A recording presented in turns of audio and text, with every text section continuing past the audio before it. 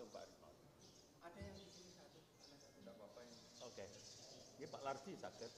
Pak Mungkas itu kan, lo kok di situ udah dapat kupon nanti. Ada yang namanya tadi yang di sampingnya tujuannya. Pak Haris atau siapa? Pak Haris. Pak Haris, monggo.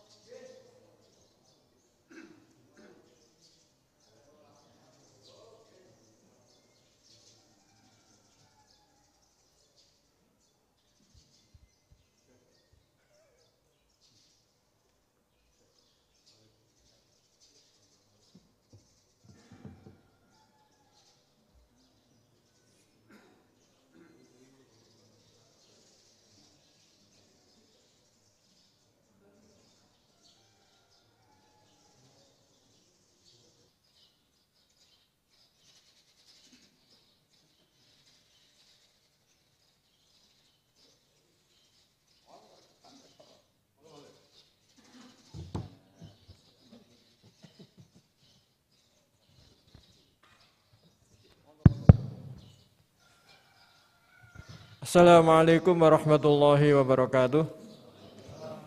Bismillahirrahmanirrahim. Alhamdulillahilladzi qail wa ma arsalnaka illa rahmatan lil alamin. Wassalatu wassalamu ala asyrafil anbiya'i wal mursalin Muhammadin wa ala alihi wa sahbihi ajma'in. Rabbi shrah li sadri wa yassir li amri wahlul 'uqdatam min lisani yafqahu qawli. Hadirin para pemirsa yang dirahmati oleh Allah. Syukur alhamdulillah pagi hari ini kita bisa hadir, bisa menyaksikan kegiatan ngaji bareng Gus Bahak yang terselenggara atas kerjasama Universitas Muhammadiyah Malang dan Pondok Tahfidzul Quran LP3IA Naruan Rembang.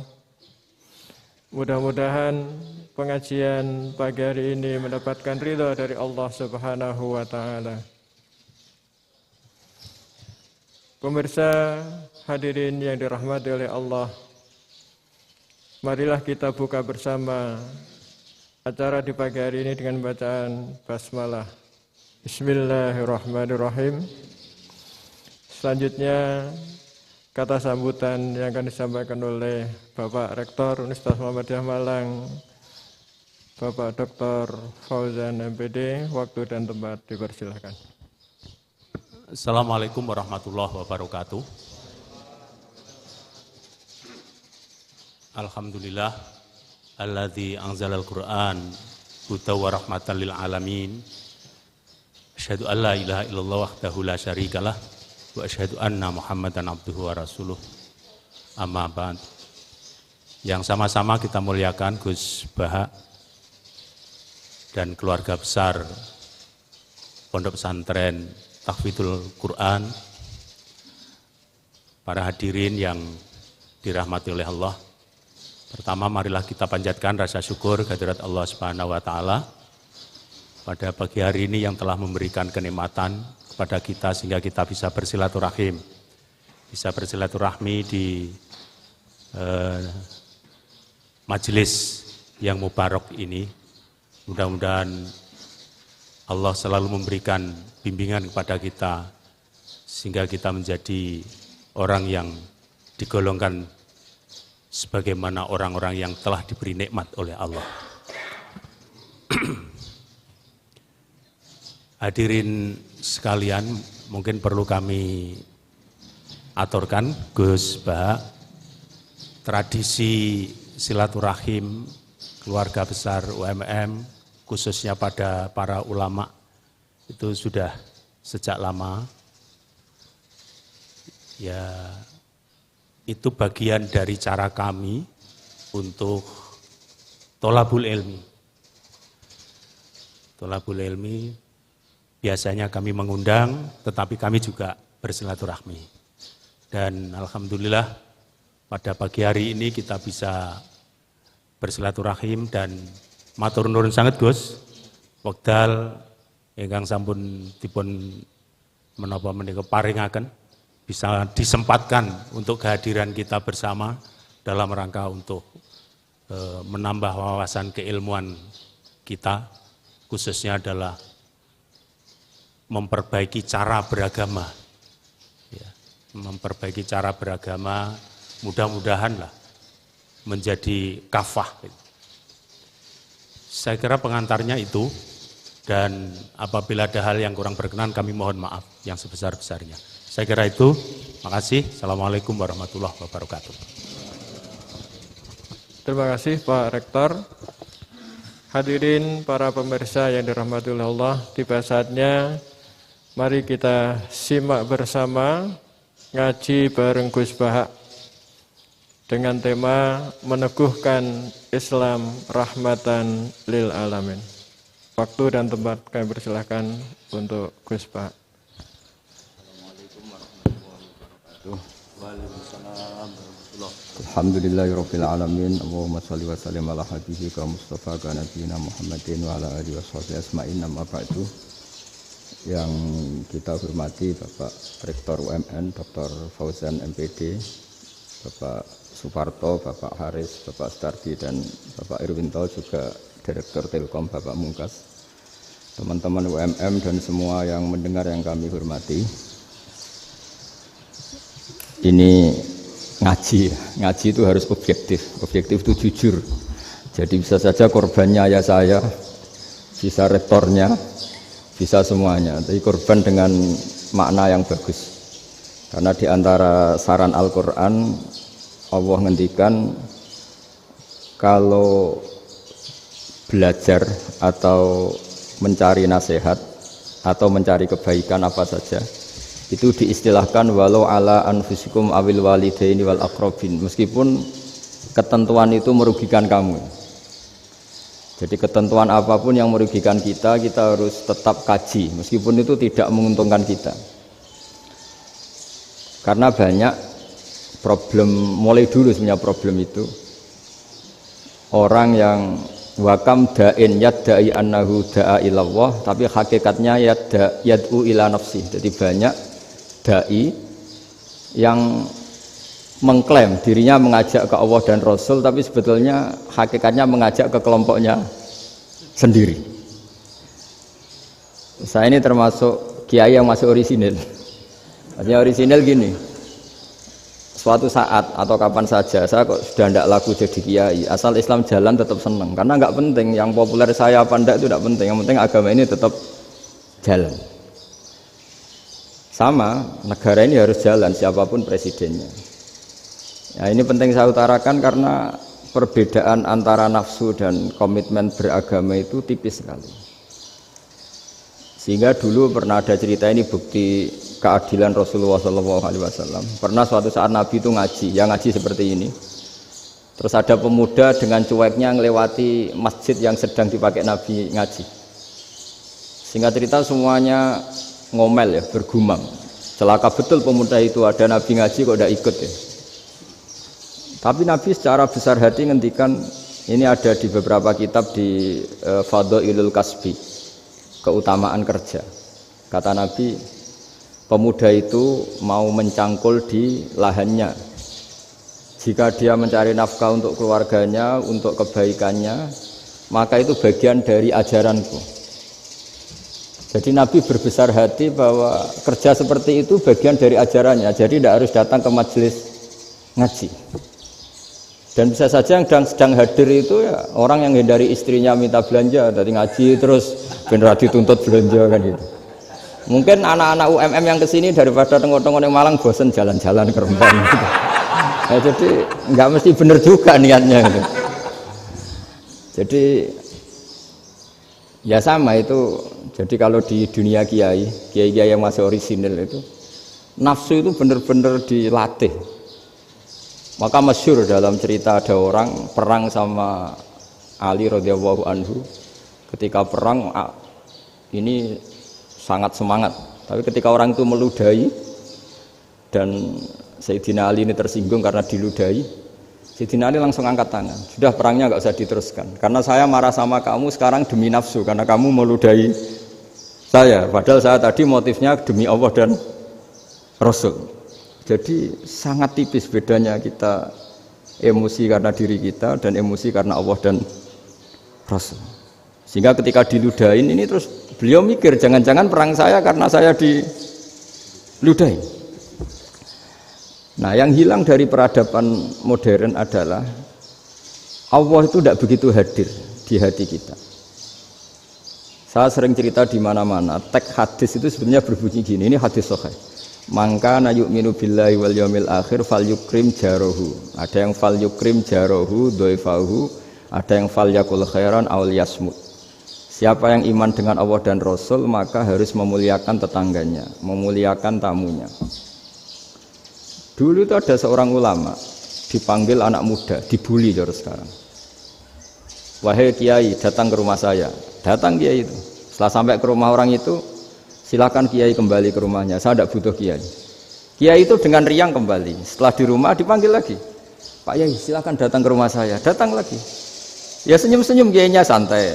Wah, nggak jadi butuh Pak Yai. Silakan kembali lagi. Sampai 3 kali. Oh itu kalau rektor digitukan marah itu. Dosen marah. Kiainya santai. Santai, senyum-senyum, rileks. Ketika ditanya, kenapa Pak Yai tidak tersinggung? Jawabannya unik. Anak muda, saya ini senang sekali nuruti perintah Allah, disuruh menghormati tetangga. Sehingga ketika Anda manggil, ya saya datang. Ketika Anda nyuruh pulang, ya saya pulang. Saya senang sekali nyenengkan tonggo. Dan itu perintah Allah, jadi tidak ada hubungannya dengan kamu. Wah, pemudanya nangis minta dimaafin. Kalau kita kan enggak, kita ini dosen, kiai, mungkin kita doktor, mungkin kita profesor. Tapi kita ini sering didikte oleh orang bodoh. Kalau orang bodoh itu jengkel, lo kita ya jengkel. Lo kamu jengkel, dijengkelkan orang bodoh itu namanya terdikte. Itu bodoh apa pinter? Wah itu tidak pinter sama sekali.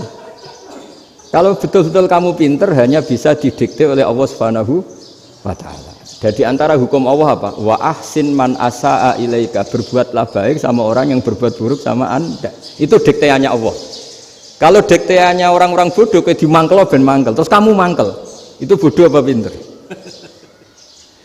Nah, problem kita kekinian adalah wong pinter wong bodoh itu podo-podo bisa didikte oleh sekelilingnya. Terus karuan wataknya perempuan seperti itu, wataknya anak-anak seperti itu, kita didikte. Anak-anak jengkelin kita mangkel, berarti kita didikte oleh orang bodoh.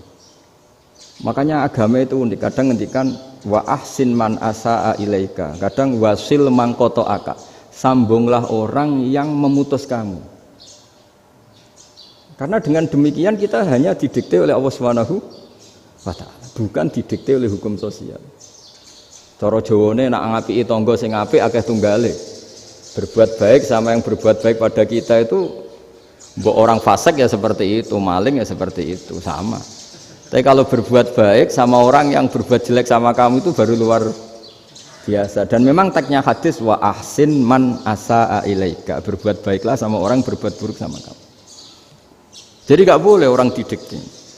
Makanya ngaji di sini diantaranya saya akan cerita dalam sebuah hadis sahih, dalam hadis hasan yang diriwayatkan Imam Tirmidzi, ada kalimat dari Rasulullah SAW. Dawe Nabi, la takunu imma'atan taquluna in ahsanan nasu ahsanna wa in zalamu zalamna walakin watti'u anfusakum in ahsanan nasu an tuhsinu wa in asa'u alla tazlimu.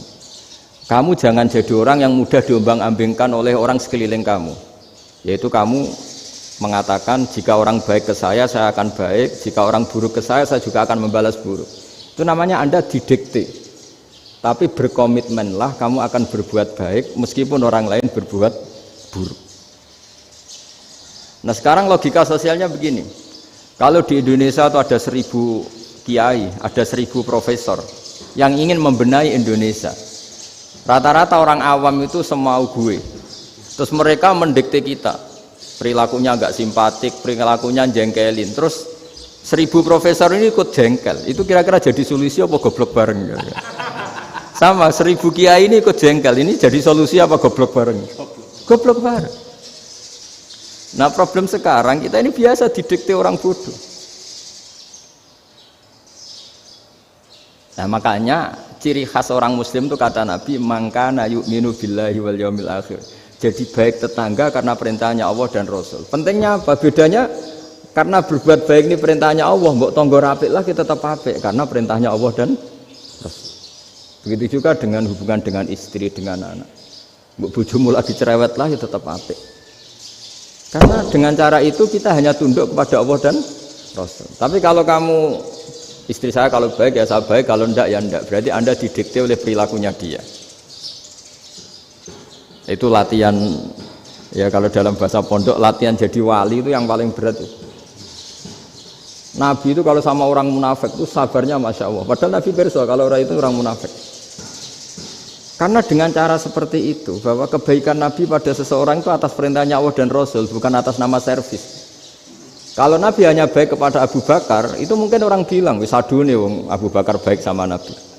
Tapi kalau Nabi baik sama orang munafik, Abdullah bin Ubay bin Salul, itu kalau nggak perintahnya Allah dan Rasul itu nggak bisa. Nah ini cobalah berlatih seperti itu sehingga kita tidak mudah didikte. Ya saya ulang lagi nggak mudah apa? Didikte. Maka di antara kebaikan Allah dan Rasul adalah bahkan orang dolim saja diberi jatah rahmat. Makanya tadi seperti mukadimah yang dibaca Pak Haris tadi, agama ini rahmatan lil alamin. Orang yang dolim saja dapat jatah apa?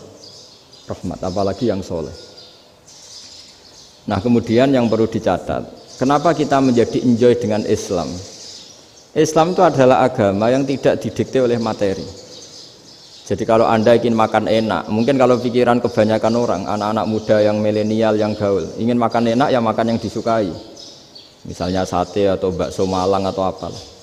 Kalau orang-orang yang jadi wali gak gitu cara berpikir, ini yang masih orisinil. Ditanya, ini dunia baru kesulitan makanan, baru resesi. Cara makan enak gimana? Jawabannya lucu. Ya gampang, idamuhu alju. Idam itu lauk. Kalau kamu ingin makan lauknya paling enak apa? Alju. Kamu harus lapar banget. Sampai kalau puasa itu melihat tempe itu wah luar biasa. Tapi kalau kamu nggak puasa, air putih itu nggak menantang. Tapi kalau puasa, tempe air putih itu menarik dan Anda tetap lahap. Apa? Karena lauk terbaik adalah alju, yaitu lapar. Lah tapi kita ini enggak, kita ini kayak orang bodoh. Kayak orang bodoh tadi, profesornya makan nyaman ya kalau sesuai selera. Lah itu kan sama dengan anak-anak ABG. Anak ABG itu makan lahap ya kalau yang disukai. Lalu bedanya apa ABG sama profesor kalau cara berpikir masih sama kan itu. Kiainya juga gitu. Kiai makan enak kalau yang disukai, kalau enggak. Lalu bedanya apa kiai sama orang awam? Orang awam juga gitu, makan lahap ya kalau yang disukai. Nah ternyata perilaku kita ini yang pintar sama yang bodoh sama mas. Kalau kamu ingin berkasta lebih baik, itu cara makan enak itu apa? Idamuhu aljur. Lauk terbaik adalah karena kita sangat lapar. Makanya masyhur dalam cerita-cerita tarikh sirah nabawiyah, Nabi diberi hadiah, beberapa hadiah. Di antaranya ada yang diterima, ada yang enggak. Termasuk yang dikembalikan itu dokter. Ada seorang raja memberi hadiah Nabi dokter Tobit. Itu sama Nabi dikembalikan. Karena dokter ini sudah lama kumpul Nabi itu nggak pernah sakit. Akhirnya dokter ini putus asa, ini nggak perlu diobatin. Ketika ditanya, kenapa ya Rasulullah engkau tidak pernah sakit? Karena kita ini kaum, kita ini komunitas masyarakat yang tidak akan makan kecuali lapar. Dan kalau sudah makan berhenti sebelum kenyang. Jadi sederhana sekali pengobatan zaman Nabi. Sebagian besar penyakit itu pasti disebabkan kita ceroboh dalam hal makan. Sudah ngerti kalau durian masalah, kalau makan durian enggak kehitung gitu. Apalagi kalau gratisan itu tambah banyak gitu. Pola tidur juga gitu kata Nabi, dan kita tidak tidur kalau tidak sangat ngantuk. Nah, itu namanya orang-orang soleh yang sudah tidak didikte materi. Kalau yang didikte materi kan bisa tidur nyenyak kalau kasurnya enak, AC gini-gini. Sebenarnya enggak, tidur enak itu ya kalau sangat ngantuk.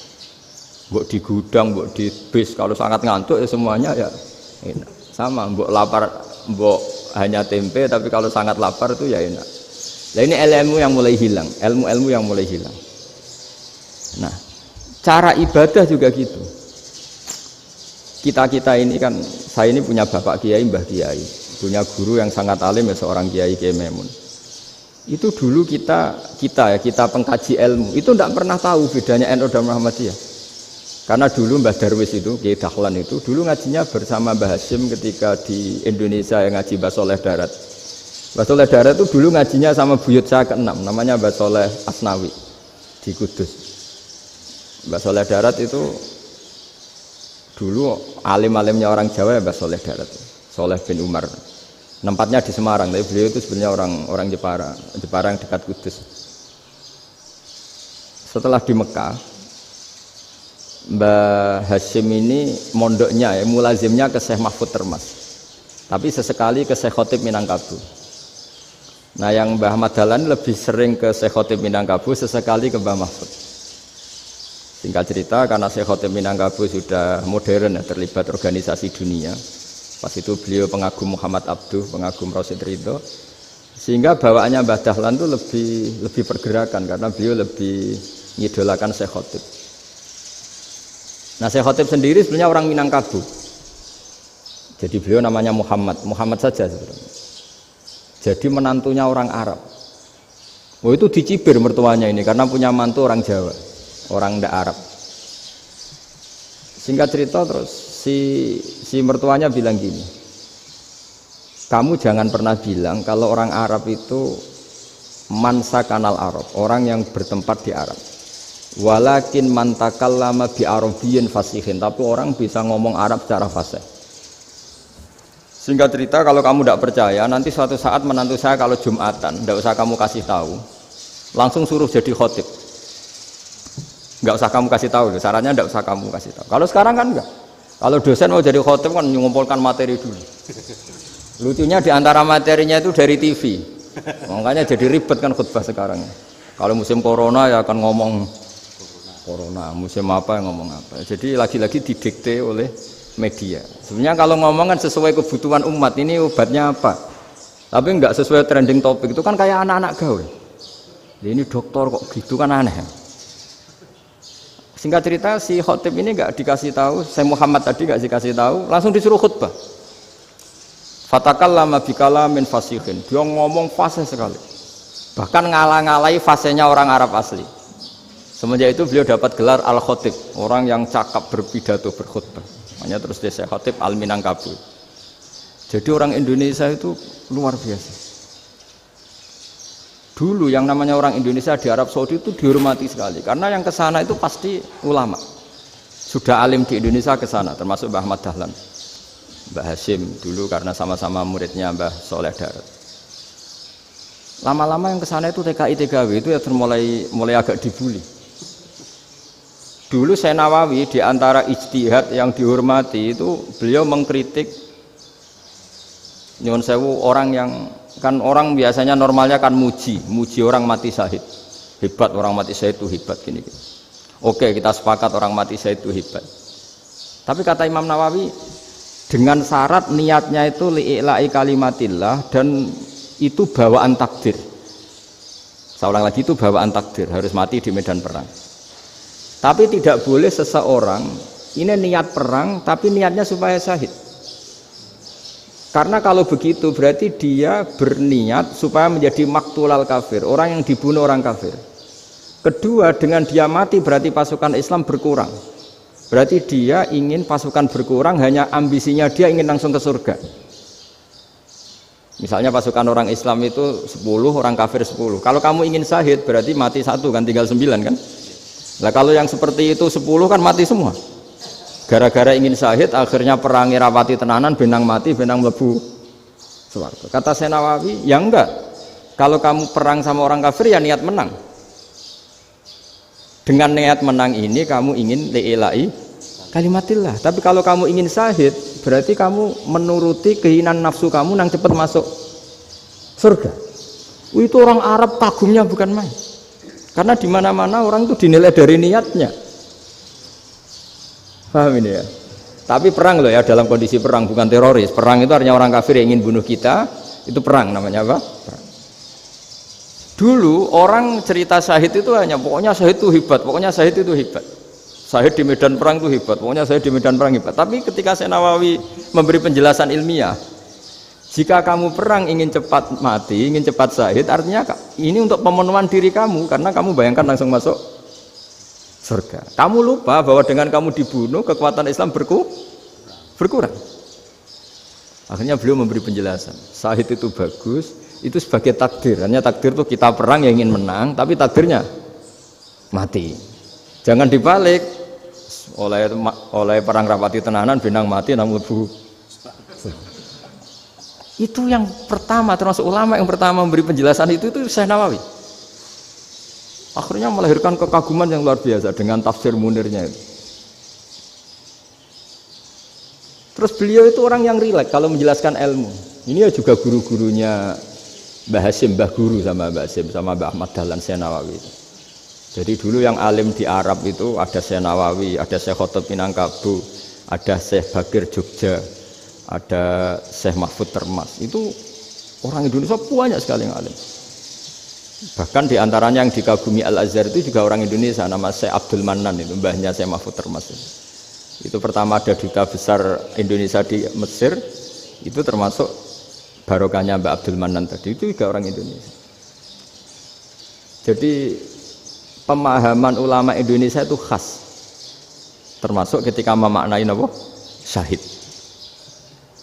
Ketika memaknai apa? Syahid. Itu unik. Ketika Syekh Nawawi diuji dulu itu yang namanya ulama diuji dulu oleh 100 ulama. Jadi dulu ya ada kompetisi. Imam Bukhari diakui jadi ahli hadis itu diuji oleh mi'atu muhaddisin, 100 orang ahli hadis, sanad dibolak-balik, matanya dibolak-balik, tapi beliau tetap bisa mengembalikan proporsi sanad itu. Syekh Nawawi pernah diuji gini. Ayul afdol al ulama awe salatin. Keren mana ulama sama raja atau sama orang-orang kaya, sama penguasa? Ya keren ulama. Terus dibully sama orang. Tapi setahu saya banyak ulama yang antri di rumahnya raja, tapi saya tidak tahu melihat raja antri di rumahnya ulama. Kan kebanyakan kan mungkin ustadz atau kiai yang antri ngajukan proposal kan enggak. Nah, kalau raja kan enggak pati itu, malah enggak usah antri, kiainya sudah nyambut sebelum datang. Jawabannya lucu Syekh Nawawi itu, dan yang tanya itu langsung diem. Ya karena ulama itu tahu fungsinya uang, sehingga cara nyari sampai seperti itu. Sementara raja-raja itu tidak tahu fungsinya ilmu, makanya tidak pernah sowan ulama. Sehingga, jadi ya dianggap enteng saja. Ulama kan tahu fungsinya uang, tahu untuk pondok, tahu masjid. Sementara raja tidak tahu fungsinya ilmu. Jadi itu khas Jawa ya. Khas Jawa, khas Indonesia. Apa-apa yang menurut orang banyak dengan tanda kutip itu buruk atau baik, itu orang Jawa menafsirkan tuh gampang saja. Sehingga semenjak itu Jawa itu dipandang betul. Saya punya kitab namanya Qadhayal Haji wal Umrah. Itu terbitan Hayatul Ulya Arab Saudi, milik Wahabi. Itu diantara fatwa yang dipakai untuk solusi muskilatul haji, problem-problem haji kekinian. Itu fatwanya syekh-syekh yang dari Indonesia, termasuk Syekh Khotib Minangkabau, Syekh Nawawi Banten, Syekh Bakir Nur Jogja. Misalnya begini, dalam fatwa-fatwa yang menyulitkan kita ya, sampai sekarang jadi perdebatan. Ketika Safa dan Marwah itu dengan batas tertentu, saya ulang lagi dengan batas tertentu, mau tidak mau atas nama kebutuhan, itu kan butuh perluasan. Karena kalau naik turun itu mudah disepakati ulama. Jadi misalnya gini ya, saya punya tanah seluas ini. Pasti orang akan mengatakan sampai bawah ya tanah saya, sampai atas tanah saya. Itu mujma' alaih, itu disepakati. Sehingga Nabi ngendikan al-Ka'bah min tuhumil ardi ilas sama Ka'batun. Ka'bah sampai ujung bumi, sampai ke aras semuanya Ka'bah. Sehingga tidak ada perdebatan ulama ketika Masjid Haram ditingkat, kemudian yang di atas sholat, tetap dia menghadap Ka'bah. Tidak harus diluk melihat di bawah, enggak. Karena Ka'bah sampai langit. Sama, tanah Anda kamu tingkat sampai 10, enggak ada tetangga protes. Karena bawah sampai atas tanah Anda. Tapi kalau diperluas, tanah Anda kamu luaskan setengah meter saja atau 3 cm saja, iso geger mbek tonggo. Karena di mana-mana batas itu ya tadi, kalau atas bawah miliknya, kalau samping enggak. Pertanyaannya, perluasan Mina itu ke samping. perluasannya matof yang mas'ah itu juga ke samping. Geger kan ulama dunia. Bagaimana hukumnya mina jadid? Mina yang diperbarui atau mina yang diperluas. Itu diantara rujukan baik yang membolehkan maupun yang menentang. Itu ya syekh-syekh Indonesia. Itu orisinal tuh. Saya punya kitab orisinal terbitan Hayatul Ulya, kira-kira ya kemenaknya Arab Saudi kalau di Indonesia itu. Itu yang dirujuk dawuh Syekh Nawawi, dawuh Syekh Khatib Minangkabau. Karena apa? Ada logika khas Jawa. Misalnya begini. Meskipun saya tidak perlu fatwa Mina jadid sah apa enggak, memang jadi perkhilafan ulama. Misalnya kampung ini dinamai Mina. Pertanyaannya gini, tanah yang di samping ini bisa milik Anda apa enggak? Ya bisa Gus kalau dibeli atau dihibahkan. Berarti tanah di samping Anda menjadi milik Anda karena ada proses pengambil alian lewat beli maupun hibah. Nah masalahnya ini negara itu berhak menganeksasi atau memasukkan ini sebagai Mina. Itu ulama Jawa kalau ditanya, alasannya apa? Fa innal muttasila bis-syai' hukmu dzalika syai'. Karena yang gantet, yang mutasil itu bisa dihukumi seperti sesuatu itu. Jadi kalau ini Mina, ya yang gantet Mina ini ya bisa dikatakan Mina. Beda dengan membuat Mina Malang Mina, wah itu tidak bisa, tidak mutasil kan? Itu enteng sekali ulama Jawa. Satu ya tentu karena kebutuhan, tapi asal masih al-muttasilu bihi, yang masih tanah yang masih mutasil dengan. Nah, ketika perluasan mas'ah antara sofa dan marwah kan misalnya ini batas luasnya sofa, ini batas luasnya marwah. Lalu atas nama kebutuhan, sofa marwah itu sampai sini. Sampai agak meluas ke sini. Itu geger Arab Saudi. Wah, ini gimana? Padahal tawaf itu harus antara gunung Sofa dan gunung Marwah. Sa'i itu ya. Tapi kalau istilah Quran memang tawaf sama-sama. Makanya apa? Inna Sofa al-Marwata min sya'airillah faman hajjal baita wa i'tamara fala junaha alaihi ayyat tawafa bima. Jadi kalau istilah sa'i di Quran itu masih tawaf. Karena harus ada, kalau bisa lah, bukan harus. Kalau bisa memang harus ada unsur muternya. Kita kalau sa'i kan dari sini Sofa sampai sini Marwah. Terus kan agak muter ke sini. Nah, kan agak membentuk lingkar, nah, makanya Quran tetap mengistilahkan apa? Tawaf. Jadi bukan sini ke sini terus sini ke sini kan enggak, tapi sini sampai sini terus muter kan, terus sini. Jadi antara setar dan selama ini prakteknya kan gitu ya. Sofa ngambil sini, terus ke sini, terus agak muter. Nah, karena ada unsur agak muter ini terus orang menyebut apa? Tawaf. Tapi itu bukan syarat sah, ini cerita ideal. Saya ulang lagi ya. Gunung Sofa itu puncaknya atau pucuknya kalau dalam bahasa Jawa itu ya hanya segini, ini sampai sini. Nah, kelompok Islam yang fikih keras nggak boleh diperluas karena Allah memilih tempat ini itu spesial, jadi nggak boleh ke yang lain. Tapi ketika kebutuhan mendesak, mau tidak mau harus diperluas. Itu jawabnya Kiai Jawa lucu.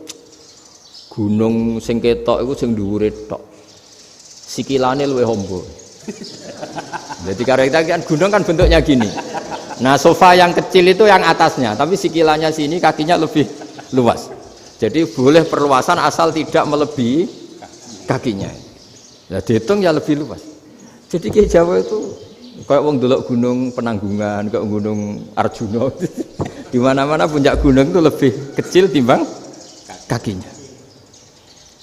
Artinya diperluas ini bukan berarti tidak di sofa dan tidak di, itu khas Kiai Jawa. Jadi jangan kira orang Jawa itu tidak hebat sekali.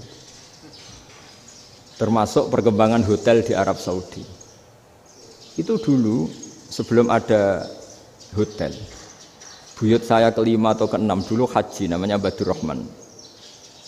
Itu kalau mau ingin apa ya, menghindari terik matahari itu masuk gua. Itu masuk gua itu hanya separuh badan, kakinya di luar. Jadi jangan bayangkan kalau gua di Indonesia kayak gua Akbar di Tuban orang bisa masuk jalan-jalan, enggak. Gua di Arab itu kayak cepitan batu, tidak sampai masuk. Sehingga kepalanya dimasukkan, kakinya masih kena matahari saking panasnya Arab Saudi. Sehingga dalam bayangan hijrah ketika Nabi bersembunyi di gua Sur, itu kata Abu Bakar, kalau orang kafir melihat kakinya pasti melihat kita karena nggak bisa masuk penuh. Jadi orang itu mau dempes tok. Sehingga ya kira-kira luasnya gua ya paling segini. Makanya guyonannya kiai-kiai itu untung nggak kayak gua Indonesia. Kalau kayak gua Indonesia laba-labanya capek karena luas sekali. Jadi jangan bayangkan gua Arab tuh kayak gua Indonesia. Makanya bayangannya andai kan orang itu melihat ke bawah pasti melihat kita karena orangnya nggak bisa masuk penuh, nggak bisa masuk 100%. Ya kayak cepitan batu lah mirip. Itu kan mirip Gunung Uhud. Gunung Uhud kata Rasulullah nanti kalau kamu perang itu di atas, menang atau kalah di atas. Musuh biar di bawah. Dengan di atas kamu bisa manah. Jangan bayangkan kayak Gunung Merapi, kayak Gunung Penanggungan. Lah kalau Gunung Penanggungan manah ke bawah yang leyang kan. Jadi gunung di Arab itu kayak bukit. Ya sampean pernah kan ke Uhud itu ya sama ini aja tinggi ini kan. Nah ini yang mulai ada mis. Makanya nerjemah itu susah di Indonesia. Karena jabal itu udah harus tinggi. Kalau tinggi nggak bisa manah dari atas ke bawah kan nggak ngefek kan. Sampai kalau ke Uhud gunungnya kan pendek sekali sehingga yang manah dari atas ke bawah ya kalau kena musuh ya celaka karena memang dekat. Ya kalau gunung Indonesia manah dari atas ke bawah yang ngeleyang nggak ngefek. Nah itu susahnya nerjemah bahasa Arab ke kita. Jadi apa ya? Transkrip itu nggak gampang karena ada pengertian yang beda. Kita kalau bilang gunung itu tinggi sekali. Sampai banyak mahasiswa tersesat ya saking tingginya. Kalau orang naik Uhud nggak akan tersesat, wong ketok dari bawah itu. Nah ini pentingnya ngaji ya. Jadi akhirnya ulama-ulama Indonesia itu dipakai rujukan. Jadi mulai Mbah Hasyim, Mbah Ahmad Dahlan sampai era buyut-buyut itu masih orang alim. Lama-lama yang di Indonesia ini orang-orang yang bodoh. Sehingga orang Jawa kalau ke sana dibully, ya Jawa tak kulul khaya. Orang Jawa itu penggaweannya itu makan ular. Karena belut itu kalau di kamus itu persis ular. Dulu itu kan kamus tidak full color. Gara-gara gak full color, gambar belut sama ular itu sama. Belut itu belut sama ular kalau nggak full color gambarnya sama apa enggak? Sama. Terus orang Jawa itu kan masih banyak yang makan bajing itu apa? Ketupai itu. Bajing kalau digambar tidak full color sama dengan tikus. Gambar yang tidak warna. Hitam putih. Sehingga kita ini dibully pemakan tikus dan pemakan ular. Karena belut itu persis ular kalau digambar yang tidak full color. Sampai datang Syekhona Khalil, datang ulama. Ngarang kitab ya judulnya Al-Belut. Karena enggak terima bangsanya dinyek makan apa? Ular. Terus dikarang. Wal belut hayawanun bakhriyun terus ya isu fi kadza wa kadza. Itu beda dengan al-hayyah. Itu diterangkan. Mulai bisa nerima. Terus sistem hotel juga gitu. Sampai tanyakan dalam sejarah dulu orang Sedayu ada namanya Syekh Mukhtar. Syekh Mukhtar bukan bikin rumah besar yang siapapun orang Indonesia haji itu nempat di sana. Nah ini yang menginspirasi akhirnya ada hotel. Dulu Syekh Mukhtar hanya menyediakan untuk hujat-hujat Indonesia. Lama-lama jadi hotel.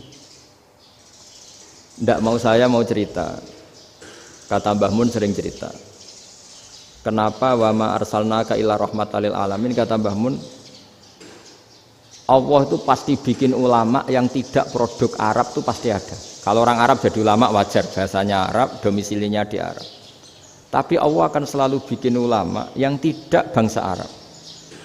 Imam Ghazali itu Tus itu Persia. Imam Bukhari itu kira-kira kalau sekarang ikut Uzbek. Ya. Imam Bukhari itu kalau negara sekarang ikut mana? Uzbek. Kenapa demikian kata Mbah Mun? Karena Allah sudah ngendikan wa ma arsalnaka illa kafatan linnas. Manusia semua ini kena khitabnya Islam. Kalau tidak ada ulama yang dari berbagai negara, kesannya Islam itu hanya milik orang Arab Saudi. Makanya Allah selalu bikin ulama-ulama yang bahkan tidak Arab. Termasuk Imamul Muhaddisin, yaitu Imam Bukhari, itu orang Uzbek. orang Rusia lah kalau sekarang, ikut Uni Soviet dulu. Imam Ghazali itu orang Persia. Syekh Nawawi itu orang Banten. Karena Allah ingin memaklumatkan bahwa Islam ini untuk semua, sehingga orang yang tidak Arab pun bisa belajar Islam. Yang alimnya itu nggak kalah sama orang apa? Arab. Makanya ini PR ya. Kalau Gus Dah Ploso nanti ngendikan suatu saat orang belajar Islam itu bahkan orang Arab pun bisa belajar ke Indonesia. Kalau orang Indonesia bisa alim betul kayak dulu. Sekarang banyak liga antar ulama. Itu orang Indonesia pasti masuk. Ulama-ulama top dunia itu pasti orang Indonesia banyak yang masuk. Karena tadi ketika orang Indonesia baca kitab, itu orang Arab itu kagum, kok bisa ada bahasanya baca secara benar. Bukan sekedar bisa baca secara benar. Karena memang dilatih sedemikian rupa di pondok-pondok. Makanya kita semua lah, yang alim di Indonesia itu kemana-mana ya pasti alim. Dulu putra Mbah Mun namanya Gus Zofur itu tahun pertama ya sudah the best di tahun pertama. Kalau tahun pertama the best-nya ilmunya bawaan dari sarang, dari keluarganya.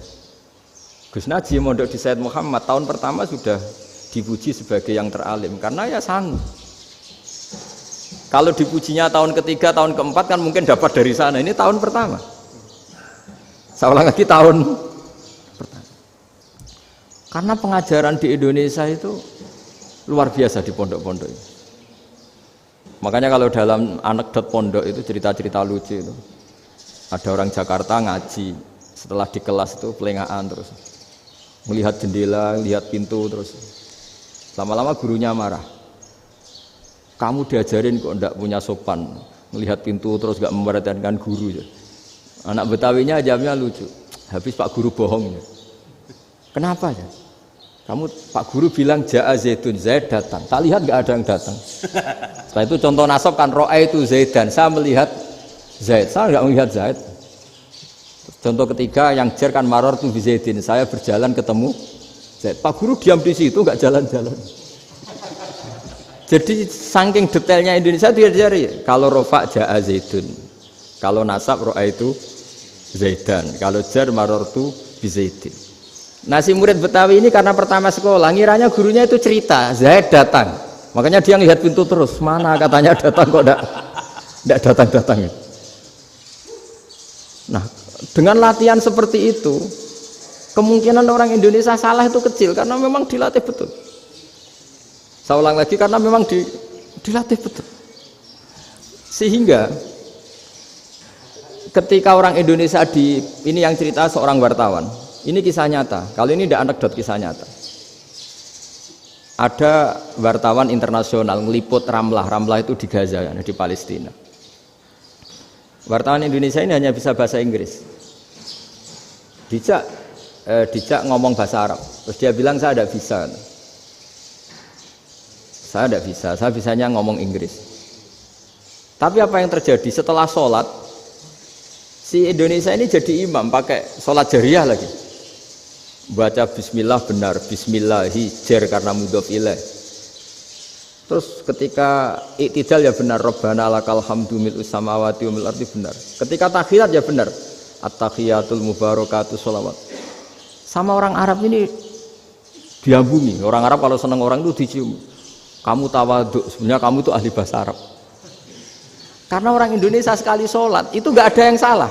Meskipun benarnya karena hafalan, tapi bagi yang ahli nahwu itu hebat.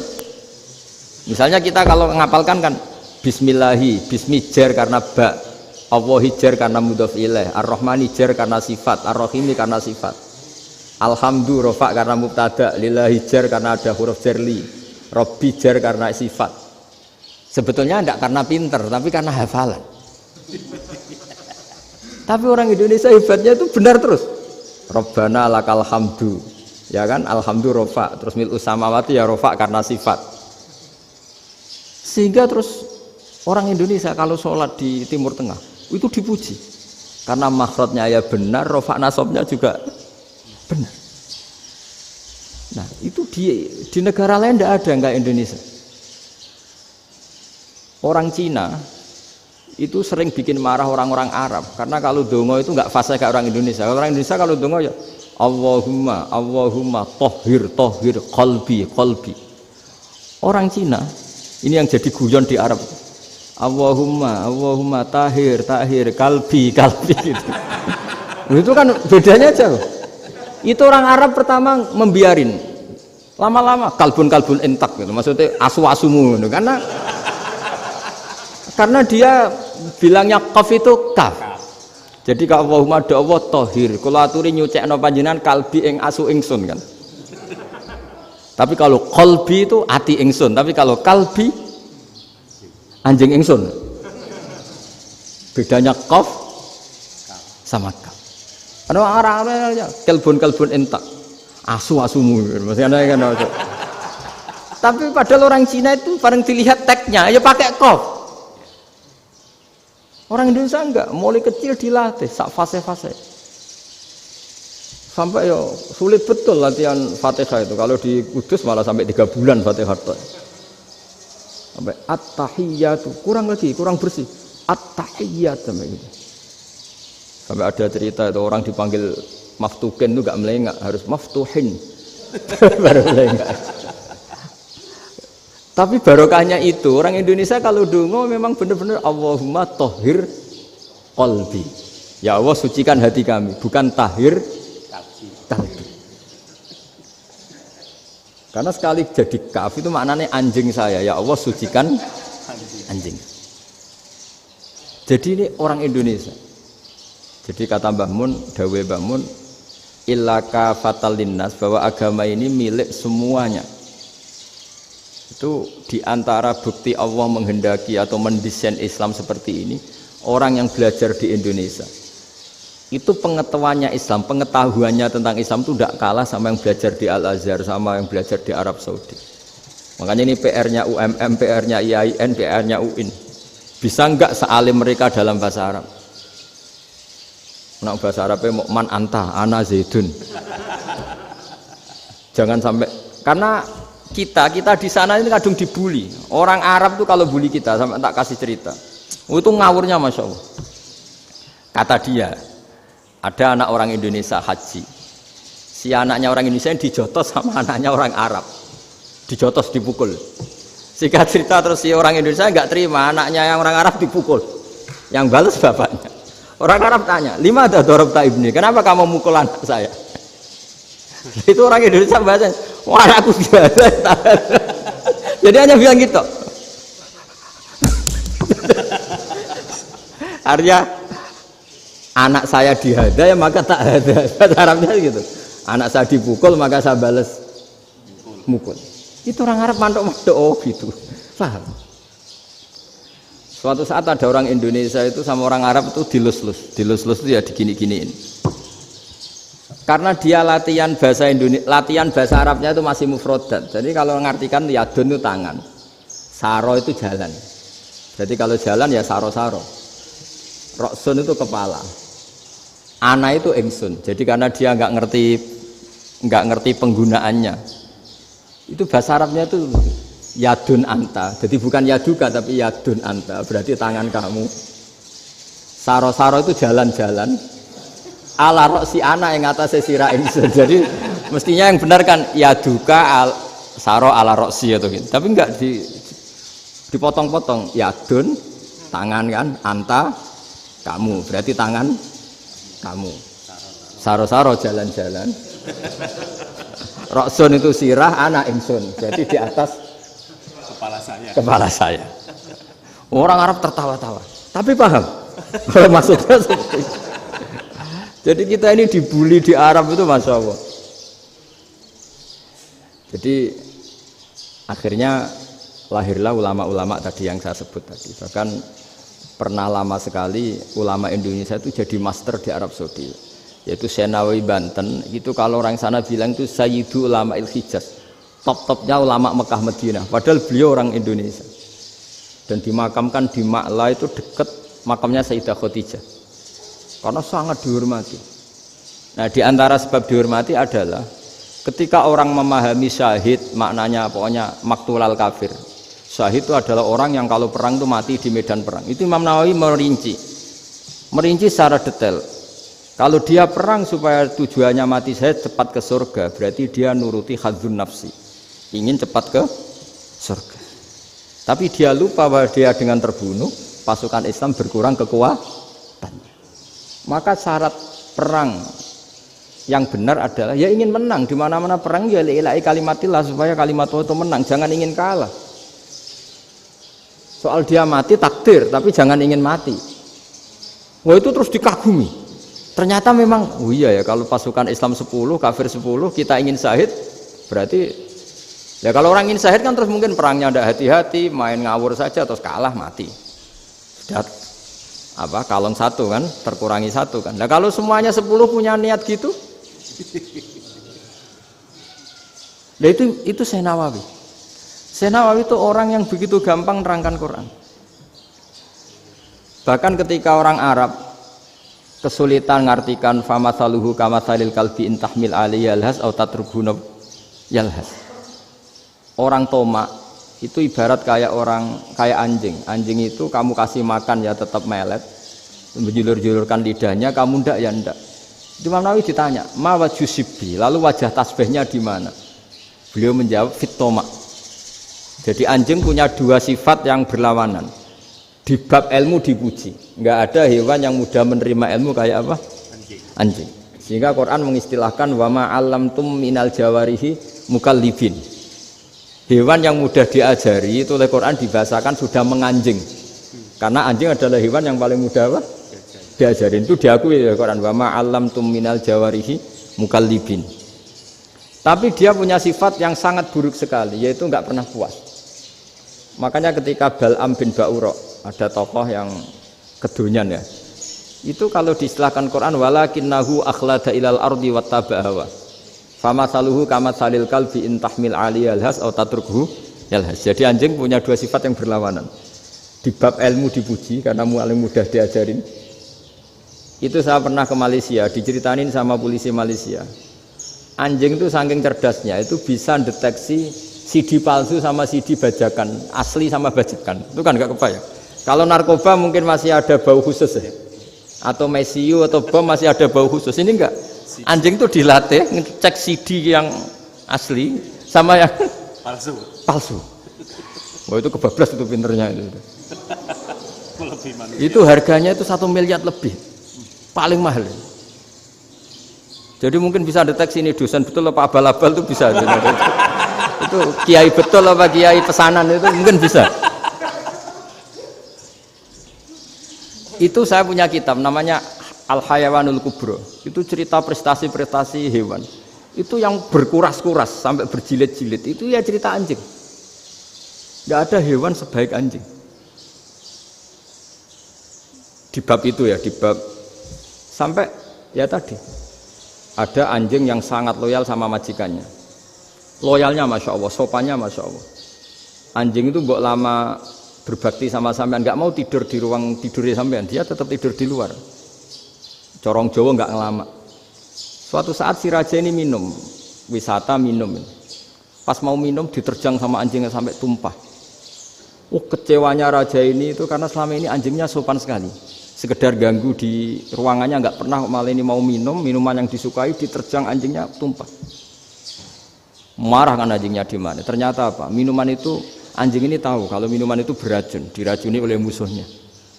Itu saking hebatnya anjing sampai ketika ngawal rajanya itu tidak sekedar ada penjahat atau maling.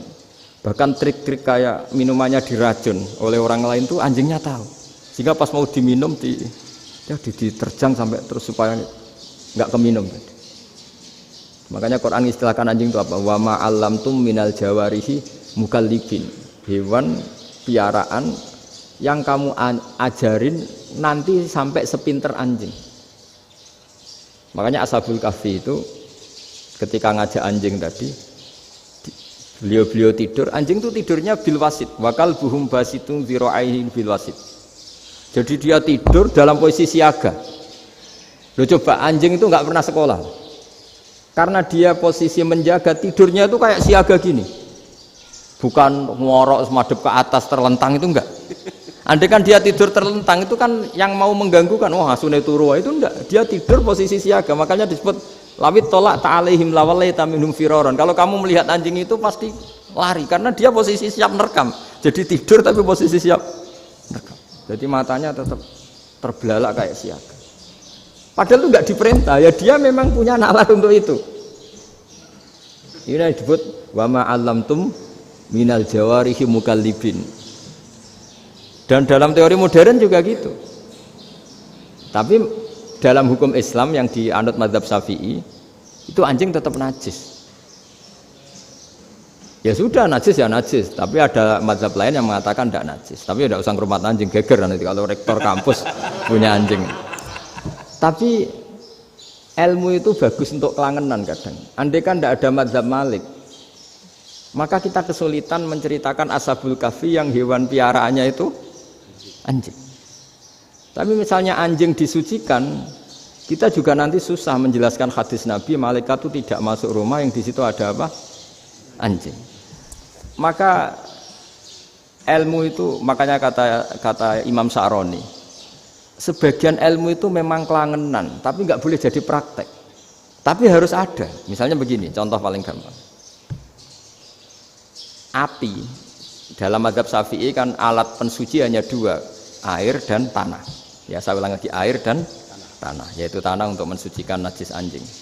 Imam Abu Hanifah menambahkan api. Mazhab Syafi'i itu agak kesulitan ketika ada batu bata dibikin dari tanah-tanah yang bercampur kotoran. Mazhab Syafi'i akan kesulitan karena di situ ada najis yang jadi materinya bata. Hukumnya gimana kalau nanti dipakai masjid? Tapi barokahnya ada beberapa mazhab. Abu Hanifah mengatakan dan api.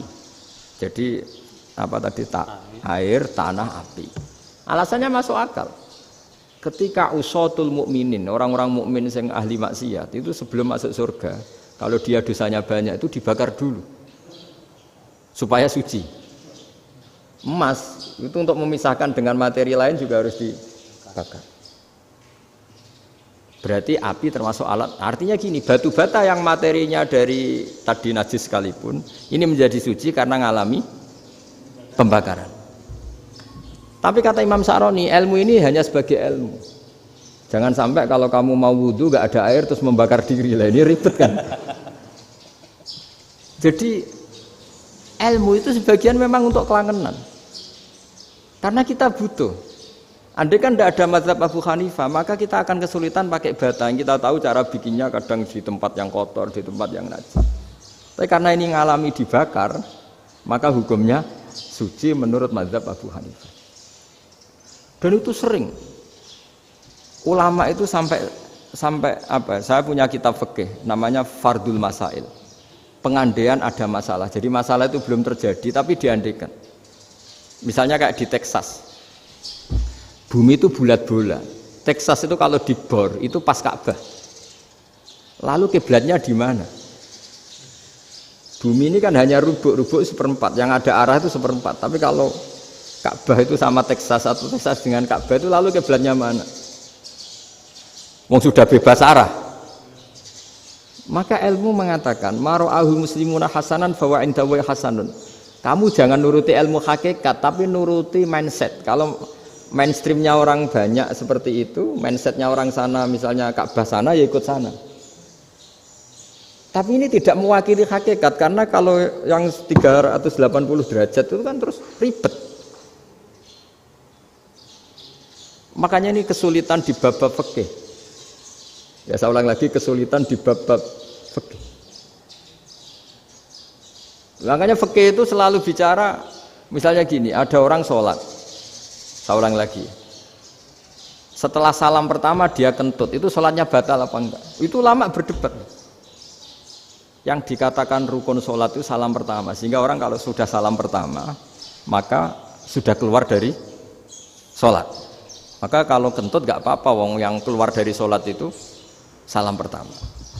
Tapi lalu pertanyaannya, kenapa Nabi salam 2 kali? Lalu yang kedua gunanya apa? Ribet kan, partai ini kalah pasti kalau ditanya gitu.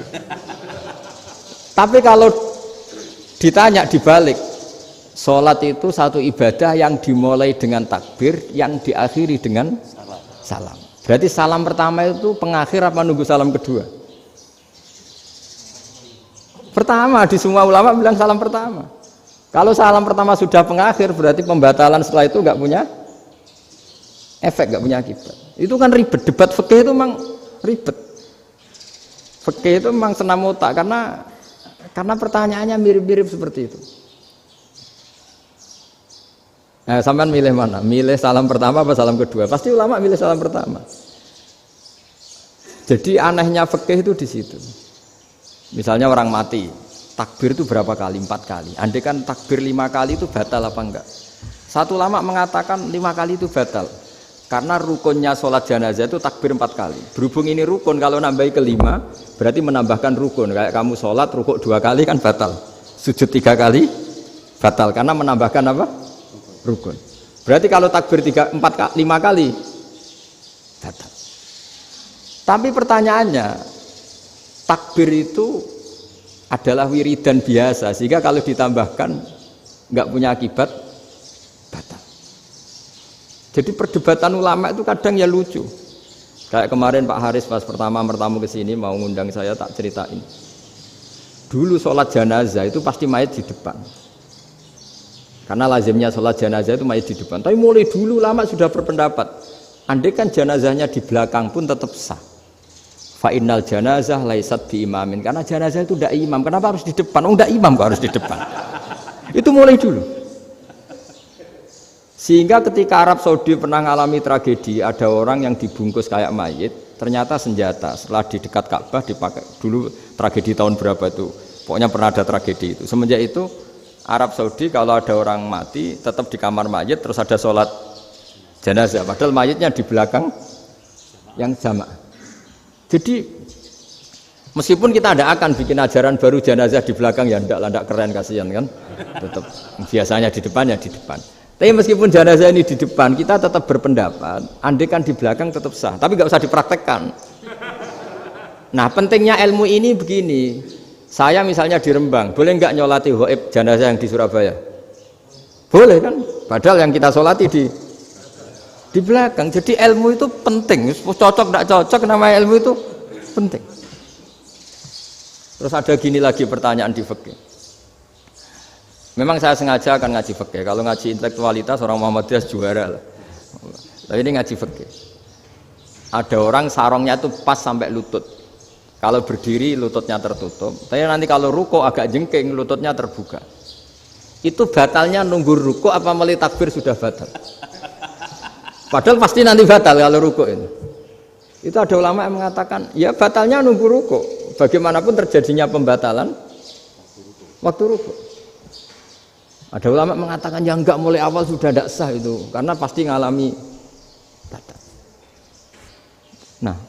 Pertanyaan-pertanyaan seperti itu penting karena lalu Allah menilai apa? Ya nilai niatnya. Misalnya gini, kalau contoh itu mungkin Anda tidak tertarik, tapi contoh begini. Kita mau operasi jam 10 siang. Kita tahu kalau nanti 10 siang akan divonis medis harus makan karena mau berobat. Malamnya itu kalau kamu orang soleh, bayangkan kamu orang soleh. Kalau tidak orang soleh kan tidak punya komitmen. Kamu milih niat puasa, apa enggak jam 10 mesti mokak menisan raposo. Kamu orang soleh. Kalau kamu orang soleh pasti milih puasa karena ini Ramadan, meskipun nanti jam 10 pasti disuruh batal sama dokter. Setidaknya kita berpikir gini, nak mati jam itu paling enggak ditulis saya sebagai orang yang puasa. Jadi perasaannya orang soleh itu beda. Kalau orang kok sampean barang menisan raposo kok ya mesti. Sampean tidak pernah berpikir bahwa puasa mulai fajar sampai jam 10 itu luar biasa. Bisa saja kita mati jam 7, bisa saja mati jam 6. Kan ditulis Allah sebagai orang yang berkomitmen terhadap puasa. Terus ada kemungkinan kecil, adalah jam 10 itu dokternya sakit atau nggak jadi ke sana. Berarti kamu kan nggak jadi buka. Kan ya mungkin juga. Sama yang tadi. Delalah sebelum ruko ono wong sing nyarongi sampean. Sehingga sholatnya normal. Kamu tidak menemukan pakaian yang pas, jebule pas setelah ruko, mau ruko ono wong wah sholatnya kira bener disarongi. Itu agama. Jadi agama itu dimulai dari mana coba? Dimulai dari niat, dari komitmen. Nah sekarang kelirunya kenapa ada garis keras? Agama itu dimulai dari keinginan ideal. Itu yang mulai itu ada orang-orang garis keras. Agama ini enggak, agama ini dimulai dari niat. Sampai ada kaidah agama la yudraku kullu la yutraku kullu. Kalau tidak bisa ideal jangan ditinggalkan sama sekali. Tapi orang enggak, sekarang bayangkan Islam itu ideal. Pemimpinnya ya soleh, masyarakatnya soleh, enggak ada maksiat, enggak ada apa. Apa ilmu? Kalau secara ilmu mulai dulu ya ada orang dolim, ada orang soleh. Nabi kurang baiknya. Di angkatan itu ya ada orang munafik. Sehingga ulama itu sudah berpendapat ideal itu piye? Zaman Nabi saja ada orang apa? Munafik. Itu ilmu. Kalau nuruti kelangenan, inginnya dunia ya steril, gak ada maksiat, gak ada. Dan agama itu diciptakan Allah itu memang unik. Calon Nabi misalnya, Nabi Musa itu sing rumat Fir'aun. Ketika Nabi Muhammad lahir, sing ribet manitia ini Abu Lahab. Orang dosen UMM. Coba. Karena Allah ingin memaklumatkan ke kita bahwa agama ini akan hidup di kondisi apapun. Asia, istrinya Fir'aun itu termasuk mukminah yang dipuji Quran. Padahal dia bukan istrinya pengurus NU atau pengurus Muhammadiyah, istrinya Fir'aun. Tapi itu pelajaran bagi kita bahwa orang-orang baik itu tidak harus di lingkungan yang baik. Masjid paling makmur itu kadang di dunia mungkin ya jangan bakas Mekah Madinah itu karuan. Mungkin di antara masjid yang makmur justru yang di Kanada, di Amerika mungkin. Karena merasa minoritas itu perpustakaannya ada, kajiannya ada. Tapi banyak masjid di daerah pesantren yang malah sepi. Karena kiainya tahu jamaah di masjid itu wajib. Lalu itu ada daerah pesantren, saya ulang lagi ada daerah pesantren. Didikon pengajian, monggo nekani pengajian, maca selawat ning omahe ganjaran padha wae. Ribet kan? Mau dibantah itu benar. Mau dibiarin ngerusak tatanan. Jadi saya mohon sekali ya, jadi ilmu itu diperbandingkan supaya perbedaan-perbedaan itu biasa. Dulu Imam Malik itu punya murid namanya Imam Syafi'i. Itu dalam banyak hal. Itu perbedaannya tajam sekali. Ya saya ulang lagi, dalam banyak hal itu perbedaannya tajam sekali. Misalnya begini. Ini terakhir percontohan saya fikih, nanti dikaji sendiri. Ada seorang A'rabi, Ja'a A'rabiyun. Ini di hadis sahih diulang-ulang di semua Al-Kutubus Sittah ada peristiwa ini. Ja'a A'rabiyun ila Rasulillah sallallahu alaihi wasallam faqala ya Rasulullah ahlaktu. Qala wa ma ahlakaka? Qala wa qatu imraati fi nahari Ramadan. Ya Rasulullah, saya ini orang yang rusak. Kenapa? Saya ini hubungan intim sama istri saya ketika masih siang Ramadan. Singkat cerita orang ini dihukum berat sama Nabi. Hukumannya adalah karena dia membatalkan puasa ketika dengan hubungan intim. Sama Nabi dihukum, kamu harus merdekakan budak. Wah, tidak mampu ya Rasulullah, saya tidak punya budak. Jadi ini bukti bahwa agama ini sangat sosial sehingga sebagian kafaroh harus memerdekakan budak. Kamu kalau gitu puasa 2 bulan. Yang baru puasa 2 hari aja kecelakaan malah disuruh puasa 2 bulan. Ya sudah kamu ngasih makan 60 orang miskin. Saya ini orang paling miskin. Kok jadi sudah miskin agak hiper lah orang itu. Poso-poso kok gitu. Itu kata ulama kalau orang Jawa enggak mungkin makanannya tempe mendoan, enggak mungkin itu. Di Jawa itu nggak mungkin lah ada orang batal puasa karena hubungan intim. Ada istrinya nggak cantik, cerewet, sang lanang mangane mendoan. Itu tidak mungkin, kecelakaan itu tidak mungkin. Tidak mungkin itu. Tapi kalau Arab mungkin karena makanannya daging. Singkat cerita, terus pertanyaannya gini. Kalau batal biasa itu kan bayarnya puasa 1 hari. Kalau batal, tapi kalau batal pakai hubungan intim, pakai jima kalau dalam bahasa fikih itu kafarohnya berat, yaitu merdekakan budak atau puasa 2 bulan berturut-turut. Pertanyaannya gini, jima istri itu boleh loh tidak zina. Seorang jima istri itu boleh loh tidak zina. Itu kan hukumannya berat. Nah terus Imam Malik berpikir kalau gitu tidak harus jima dong. Poso-poso, ora ono uzur, ora ono apa terus nyate. Esuk mangan bakso tanpa ada alasan syar'i. Hukumnya harus sama dong, karena jima hukumnya boleh, berarti semua iftar, semua pembatalan puasa yang tidak ada udzur syara' maka hukumnya sama, yaitu sanksinya sama.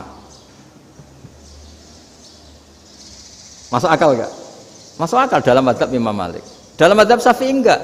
Mulai dulu jima itu beda.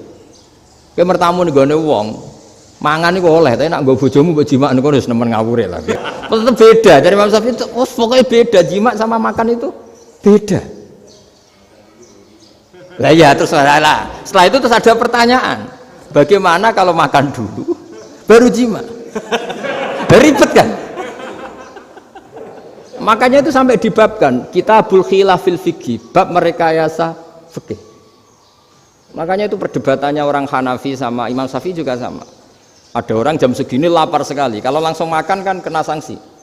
Ya pergi aja dulu, pura-pura ngaji ke Gus Bah gitu. Nanti kan jadi musafir kan? Wah itu sudah boleh itu kan? Padahal enggak. Memang dia pergi itu karena supaya bisa makan. Mau enggak kepikiran ngaji kok tahu-tahu ingin ngaji. Mumpung Ramadan nah. Nah makanya dibabkan apakah boleh merekayasa fikih. Tapi fikih bisa apa coba? Dengan status kamu musafir, ya memang boleh iftar, boleh berbuka. Lah itu terjadi terus perdebatan ulama menyangkut fikih. Karena memang masalah furu'iyah. Sehingga termasuk perdebatan kita dalam perilaku. Misalnya adat orang NU kalau habis salam itu menghadap ke kiblat karena arah terbaik itu kiblat. Tapi sebagian orang Muhammadiyah atau mungkin semuanya menghadap ke makmum. Itu memang teks hadisnya itu kita yang meneliti hadis itu semua syarah itu berdebat. Nabi memuji kiblat itu arah terbaik, oke. Tapi di bab itu Nabi itu aqbala alaina, menghadap ke kita. Lalu pertanyaannya, kenapa menghadap ke kita? Ada mengatakan karena Nabi memang punya tradisi kadang ngendikan. Ya tentu dulu istilahnya tidak kultum, nggak ada istilah itu dulu, 7 menit itu nggak ada. Tapi ada ulama yang analisis begini, termasuk kitab Fathul Bari. Nabi itu tokoh sentral, taruh lagi Nabi itu tokoh sentral. Ini kata kitab Fathul Bari, bukan kata saya. Nah orang-orang yang imamu kaumi, orang-orang yang jadi imam di daerah masing-masing, tetap kalau sholat itu ikut Nabi. Ikut Nabi setelah salam langsung pulang. Jadi sebetulnya salam langsung pulang itu ya ada sejarahnya karena dia mau jadi imam di daerahnya. Nah, tidak kebayang kalau Nabi itu madhep kiblat. Kalau Nabi madhep kiblat, orang yang masbuk yang barusan datang pasti langsung usolli misalnya fardhu isya'i misalnya. Terus makmum Nabi, padahal Nabi sholatnya sudah selesai. Jadi intinya gini kata Fathul Bari. Imam setelah salam itu harus bikin gerakan atau omongan atau apa saja yang menunjukkan kalau sholatnya selesai. Di antara gerakan itu adalah beliau harus menghadap ke hadirin atau menghadap ke utara atau apa saja yang penting menunjukkan kalau sholat ini sudah selesai. Itu fikih. Jadi fikih itu cara menganalisis itu memang unik. Karena kalau Nabi tetap seperti itu, posisi pancet seperti itu, maka orang yang baru datang mengira Nabi masih sholat. Nah, pertanyaannya kalau mereka sudah takbir, malah sholatnya tidak sah. Kenapa tidak sah? Menggantungkan sholat atau mengikatkan sholatnya dengan orang yang sudah tidak sholat. Jadi menjadikan orang yang nggak sholat sebagai imamnya kan nggak boleh. Maka Nabi harus memaklumatkan dengan gerakan itu bahwa beliau sudah tidak sholat. Karena orang datang dari berbagai daerah. Jadi nganalisis fikih, fiqhul hadis namanya. Itu ulama itu mau tidak mau debat karena pertanyaannya itu kenapa ya memang mau apa karena yang namanya sosial itu yahtamilu muhtamilatin ada sekian kemungkinan makanya dalam madhab istimbat itu ketika Nabi sedekah pakai tamer pakai kurma itu ulama mesti ngitungnya tuh kut itu makanan pokok. Sehingga Imam Syafi'i mengatakan kalau di Indonesia pakai beras misalnya karena kutil balat Indonesia itu beras. Oke, Imam Syafi'i mainstream. Tapi ketika era Yusuf Qaradawi di Al-Azhar di Mesir sana, ulama-ulama mulai usil. Sama sih ingat Mbah Mun sering gojlokan, lah iya petani gabah, petani padi wis melarat wajib zakat. Petani cengkeh, kakao, suga-suga wajib zakat hanya karena yang ditanam tidak makanan pokok. Jadi mulai ada ulama mulai gerah lah kalau bahasa politiknya mulai gerah. yang petani miskin gara-gara yang ditanam padi wajib zakat. Yang orang-orang di sana misalnya di Sulawesi karena tanamannya kakao atau cengkeh tidak wajib zakat karena bentuknya tidak tidak makanan pokok. Geger kan di Al-Azhar geger. Akhirnya hampir semua ulama berpendapat ya sudah sekarang ketika Nabi menzakati makanan pokok itu jangan dihitung sebagai makanan pokok. Wa mimma akhrajna lakum minal ard. Apa saja, ma itu apa saja. Makanya kata Yusuf Qaradawi, ma itu apa saja. Makanya semua tanaman yang menghasilkan uang itu wajib zakat. Nah, masalahnya kitab-kitab Syafi'iyah itu sudah mamlu'ah, sudah penuh dengan penjelasan misalnya fala zakata fil khadrawat. Maka enggak perlu zakat untuk kayak kangkung, semangka dan sebagainya. Nah, lalu kiai-kiai angkatan modern kayak Mbah Mun itu sering dapat masukan. Saya pernah dengar sendiri. Yai, saya ini punya sawah 1 hektar, tak tanamin padi, itu nggak pernah kaya saya. Sekarang tak tanamin kangkung malah saya kaya, karena tiap 3 hari panen tak kirim ke Jakarta. Itu orang Indramayu yang tanya. Jadi gak tanam padi nggak pernah kaya, tanam kangkung kaya. Nah, karena dia orang soleh, kalau zakat boten. Mau diwajibkan zakat tidak makanan pokok, mau tidak wajib dia kaya. Semenjak itu perubahan di Indonesia ikut. Akhirnya ada zakat, pokoknya asal tanaman yang 1 nisab ya wajib zakat. Masih ada debat lagi. Ketika nanam ingin dipanen, itu dia petani apa pedagang? Karena nanti perdebatannya ikutnya zakat zuruk, zakat tanaman apa zakat pedagang. Kalau sampean nggak pernah debat berarti sebenarnya Anda tidak dosen Islam ini. Dosen nggak pernah diskusi fikih apa Islam. Karena saya berkali-kali punya tamu itu begini, Gus saya ini pedagang melon, tapi dia penanam melon, jadi pedagang yang agak ingin badi banyak. Itu caranya gini Pak Rektor, saya misalnya pedagang melon, daripada saya kulak di pasar atau dari petani sudah mahal, nyewa tanah sekian hektar terus ditanami melon. Setelah berhasil ini dia zakatnya tanaman apa zakat pedagang? Karena dia nanam itu mentalnya sudah pedagang. Padahal nanti zakatnya beda kan. Yang 1 2,5%, yang 1 rubul usur sama nisul usur sama usur. 1/10 sama 1/20. Kalau zakatnya zuruk kan 1/10 atau 1/20. Yang 1 rubul usur, kira-kira 2,5. Saya ulang lagi ya. Jadi di era modern itu kita jadi bingung, pedagang tapi gayanya petani tapi hakikatnya. Jadi gampangannya gini ya, kalau saya pedagang beras, kok saya kaya raya, itu mendingan nyewa sekian hektar untuk ditanamin beras, padi ya, daripada tengkulak, daripada beli. Akhirnya perdebatannya, ini zakatnya pakai apa? Misalnya tebu, misalnya petani tebu. Oh jelas kalau jual nanam tebu itu ingin dijual. Masa apa itu es tebu berhektar-hektar? Lah kira-kira kalau menurut jenengan ini zakatnya zakat apa? Tijarah apa zakat tanaman?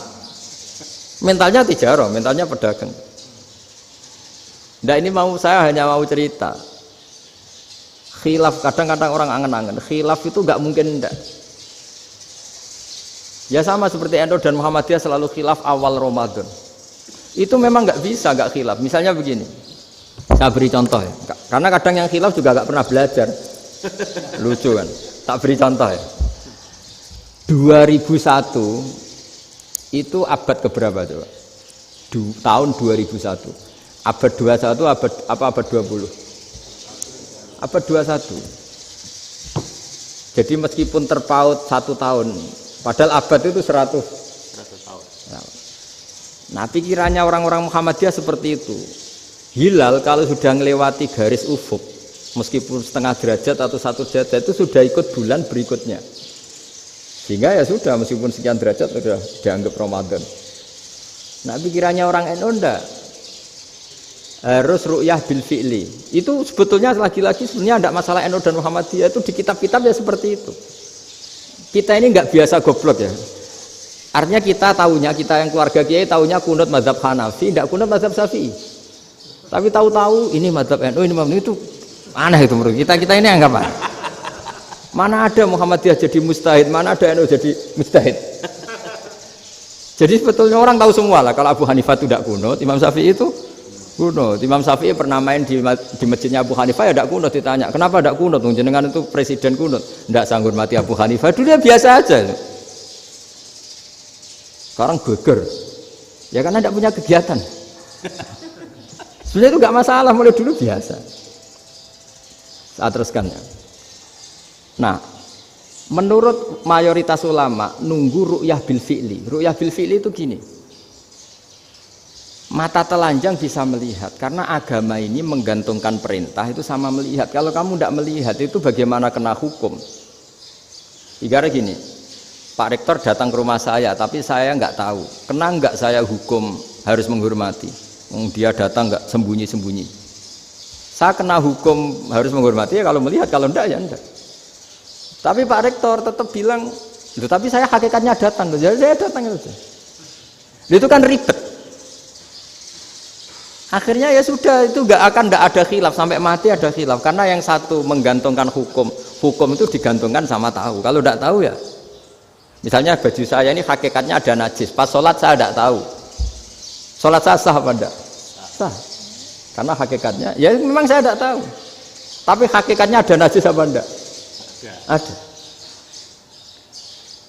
Ya sudah, itu sama-sama masuk akal. Ada lagi khilaf yang senam otak. Fasyamu salasati ayamin fil haji wa sab'atin idza raja'tum. Singkat cerita ada satu pelanggaran haji yang kata Allah kafarohnya itu puasa 3 hari sama 7 ketika kamu pulang, idza raja'tum, ketika kamu pulang. Dalam mazhab Syafi'i yang namanya pulang itu yang haji sudah sampai rumah. Di mana-mana pulang itu ya sampai rumah. Dalam mazhab Abu Hanifah enggak, ketika orang sudah balik kanan dari Arab Saudi, dari Mekah, ya namanya sudah pulang. Misalnya gini, ini Pak Rektor pamit saya, Pak Haris. Gus, Pak Haris mana? Ya sudah pulang kata saya, padahal sampai Pandangan sampai Tuban. Tapi bagi keluarganya belum pulang. Lalu idza raja'tum ketika pulang itu bahasanya siapa? Bahasa istrinya apa bahasa yang ditamoni? Kamu ditamoni orang, terus tamunya mana? Sudah pulang. Tapi tanyakan istrinya, belum pulang. Jadi khilaf-khilaf gini kok jadi geger itu kan goblok banget maksudnya itu. Jadi biasa, gini itu biasa. Jadi ya karena memang ini bukan masalah akidah, ini masalah furu'iyah, masalah fikih itu masalah furu'iyah. Mau tidak mau harus beda. Misalnya di sholat juga gitu. Wa ayu qu'udin qu'adal musolli sokhat sholatu. Duduk dengan gaya apapun itu sholatnya sah. Sehingga sampean kalau haji atau umroh, orang Arab itu jenenge duduk ngenak awak di kursi. Duduk sopan ya hanya orang Indonesia loh. Kalau sholat itu masih duduk ala orang tahiyat. Kalau sampean di Mekah, duduknya pakai apa coba? Kursi ya? Oh enak sholat duduk. Karena memang takbirnya di fikih dengan duduk gaya apa saja sah. Makanya sengenak awak duduk di kursi. Ribet kan? Mau tidak disahkan itu namanya duduk. Mau disahkan masa iya sowan Allah kok duduk santai-santai gitu. Tapi mau apa? Ini fikih. Biasa orang lagi ini fikih. Fikih itu ya sudah ini fikih. Makanya kalau ulama berdebat misalnya Abu Hanifah berpendapat sholat itu wajib baca Fatihah apa asal Quran. Dalam mainstreamnya ya Fatihah karena la sholata liman lam yaqra bi Fatihatil kitab. Tapi cara Abu Hanifah enggak. Faqra'u ma tayassara minal Quran. Bacalah apa saja yang mudah bagi kamu. Asal itu Quran. Sementing gak gending Jawa, gak nyanyi lah gitu. Ya sudah mau apa coba? Jadi ya susah memang kalau fikih itu ya sudah seperti itu. Ada lagi yang masih ekstrim misalnya. Yang namanya menyembelih hewan itu gimana coba? Dari hidup ke mati, apa pasti mati disembelih? Cara mazhab Imam Syafi'i yang namanya menyembelih itu penyembelian harus menjadi sebab kematian. Itu yang sah. Karena lagi penyembelian menjadi sebab kematian yang syar'i. Sehingga beliau mensyaratkan hewan yang disembelih ini masih punya hayatun mustaqirrah, punya kehidupan yang normal. Sehingga kalau nggak disembelih ya hidup. Sehingga kalau ada hewan ketabrak truk kejet-kejet, mesti mati nih buat sembelih. Itu nggak sah, karena nggak usah disembelih ya wes mati kan. Karena ini hanya nunggu koordinasi Israel kan, dia kejet-kejet itu kan prosedur itu. Tapi tidak disembelih pun mati. Tapi cara mazhab Malik enggak. Pokoknya anggere jek duwe nyawa jenenge kewan urip. Dengan kamu sembelih berarti matine mergo mbok sembelih. Meskipun nanti ya nggak usah disembelih ya mati. Coba hitung secara ilmu matematika. Kalau nggak disembelih hidupnya 5 menit. Gara-gara kamu sembelih hidupnya langsung mati. Terus dia matinya, cara di persidangan matinya disebabkan apa? Disebabkan disembelih apa kecelakaan? Loh, ya debat toh kamu. Sama-sama UMM aja debat.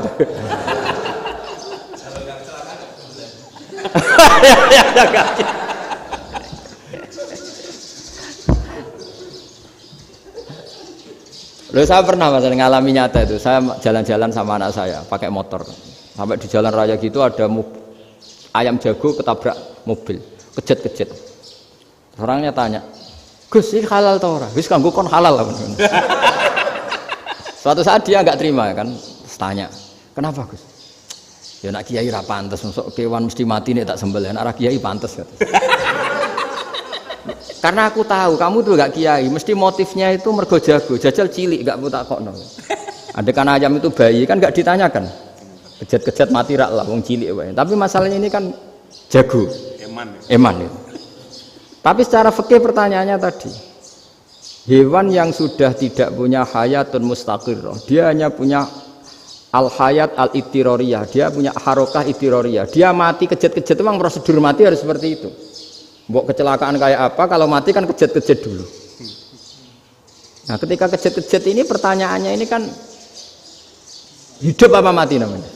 Enggak, namanya hidup apa mati? Pas kejet-kejet itu hidup. Cara Imam Malik itu hidup. Ya sudah, kalau hidup disembelih ya halal. Karena misalnya nanti kalau nggak disembelih matinya kan 2 menit lagi, gara-gara disembelih mati sekarang. Tetap penyebab kematian itu nyembelih. Penyembelian ini sebab kematian. Tapi kalau Imam Syafi'i enggak, cara berpikir wes nemen, paling roh besok kaget langsung mati. Kalau gitu berarti kamu nyembelih barang mati. Jadi fikih itu kadang unik. Makanya ketika ngitung fikih itu unik ya. Orang keluar mani wajib apa? Mandi kan. Terus Imam Syafi'i ditanya, kenapa kalau orang kelahiran juga harus mandi? Namanya nifas. Fa innal walada waliyun munakidun. Ya, anak ya mani yang menggumpal. Bedanya apa anak dengan mani itu? Jadi fikih itu kadang lucu, di rungok-rungokno tenan juga lucu. Keluar mani wajib mandi. Berarti kalau keluar anak ya wajib mandi karena hakikatnya anak adalah mani yang mengkristal. Terus usia sudah di dosen macam-macam itu kan hakikatnya mani. Itu fikih. Nah, terus ditanya, kenapa kalau lahir langsung mati tidak wajib disolati? Ya jawabannya Mas Syafi'i lucu. Di mana-mana sholat itu nyolati mayit. Yang namanya mayit itu pernah hidup terus mati. Kalau itu ndak mayit ya sudah. Jadi kadang, nah iya kan disebut sholat mayit. Yang namanya mayit itu apa? Pernah hidup. Nah ini kan ndak pernah hidup. Maka ya sudah seperti itu. Jadi nggak khilaf itu ndak mungkin.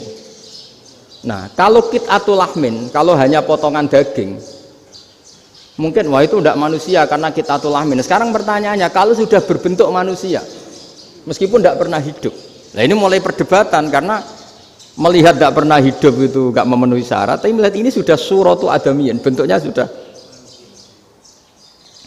Nah kira-kira gitu perdebatan fikih. Makanya dulu awal mula zaman sahabat itu sudah debat. Masyhur kan. Nabi ada kontingen ke Bani Quraidah. Ya kalau kira-kira saya minta Pak Rektor kamu jangan kalau ke Malang jangan sholat asar kecuali sampai Tuban. Sebelum Tuban ternyata matahari mau tenggelam. Terus Pak Rektor milih, wah sudah sholat di Bulu. Padahal belum Tuban. Padahal saya bilang jangan sholat asar kecuali di Tuban. Yang Pak Haris enggak, tetap sholat di Tuban meskipun matahari sudah tenggelam. Karena Nabi menyebut Tuban. Singkat cerita, zaman itu kan Bani Quraidah. la tusolliyanal asra illa fi Bani Quraidah. Kalian semua jangan sholat asar kecuali sampai Bani Quraidah. Ternyata di tengah perjalanan matahari sudah mau tenggelam, kira-kira kurang 2 menit atau 3 menit. Sahabat-sahabat, sudahlah kita sholat asar di sini. Kalau sampai sana pasti sudah tenggelam. Separuh sholat. Yang separuh enggak, kata Nabi harus di Bani Quraidah. Ya sudah nunggu di Bani Quraidah meskipun matahari sudah tenggelam. Singkat cerita, 2 kelompok ini matur, ya Rasulullah kita ngalami ini perdebatan gini-gini. Di semua riwayat, di hadis-hadis sahih disebut falam yu'annif wahidan minhuma. Nabi tidak menyalahkan salah satunya atau enggak menyalahkan dua-duanya. Itu bahasa Indonesia juga ribet, yang benar gimana itu? Enggak menyalahkan salah satunya, apa enggak menyalahkan dua-duanya? Gimana bahasa benarnya? Salah satunya. Salah satunya itu dua-duanya? Ya. Enggak, kalau bahasa Indonesia tidak menyalahkan Kedua-duanya. kedua-duanya apa salah satunya yang benar? Kedua-duanya. Kedua-duanya. Bahasa Indonesia itu ya kadang ruwet ya. Orang pinter kayak Pak Habibie itu namanya ya orang luar biasa. Nanti sekolahnya orang-orang idiot itu ya sekolahan luar biasa. Orang pinter banget bahasa Indonesianya ya luar biasa. Kalau sekolah untuk orang-orang yang idiot juga luar biasa. Jadi kalau dipuji luar biasa tuh gak jelas nih luar biasa ya. Gak jelas kadang bahasa kita ini kadang ya gak jelas. Nah itu gak menyalahkan dua-duanya apa salah satunya? Keduanya.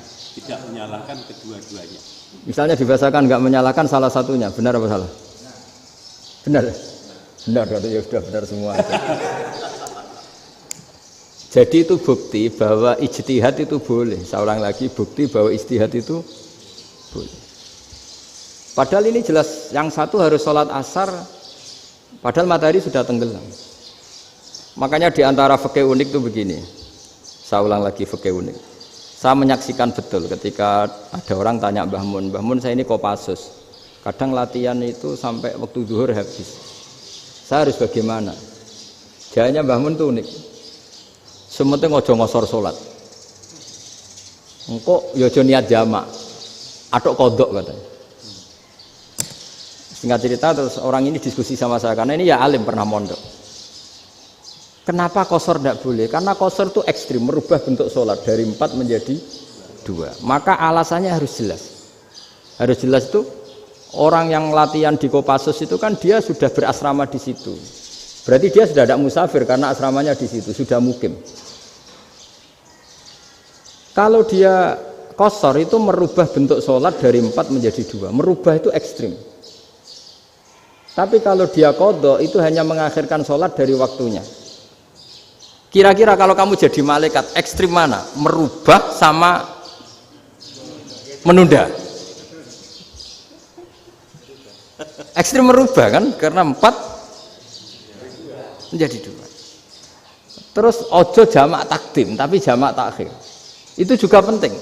Bagi pengkaji fikih itu penting. Kalau jamak takhir itu salah-salah sidik ora pati popo. Kenapa? Kan mirip duhur kodok. Kalau jamak takhir kan. Tapi kalau jamak takdim asar kok di waktu duhur, ekstrim mana? Perubahan takhir sama takdim itu ekstrim mana? Ekstrim takdim karena melakukan sesuatu belum waktunya. Belum waktunya. Jadi itu memang ya memang tadi kajian-kajian fikih itu memang unik. Karena bagi ahlinya, saya ulang lagi tapi ini saya ulang lagi bagi ahlinya. Makanya ketika Nabi menjamak sholat ketika nusuk, ketika haji itu kata Imam Syafi'i lis safar. Karena Nabi pergi jauh karena rumahnya Madinah. Tapi resikonya fatwa itu adalah orang Mekah nggak boleh jamak karena kawasannya nggak sampai 90 kilo lah kalau sekarang mungkin. Tapi kalau tahu Imam Malik nggak, yalin nusuk sehingga orang Mekah pun yang haji ya boleh jamak karena alasan jamaknya karena nusuk, karena haji bukan karena jarak. Terus diteruskan lagi. Kalau karena pergi boleh jamak, memangnya pergi itu kenapa? Karena repot. Nah itu masalah kan masyakoh.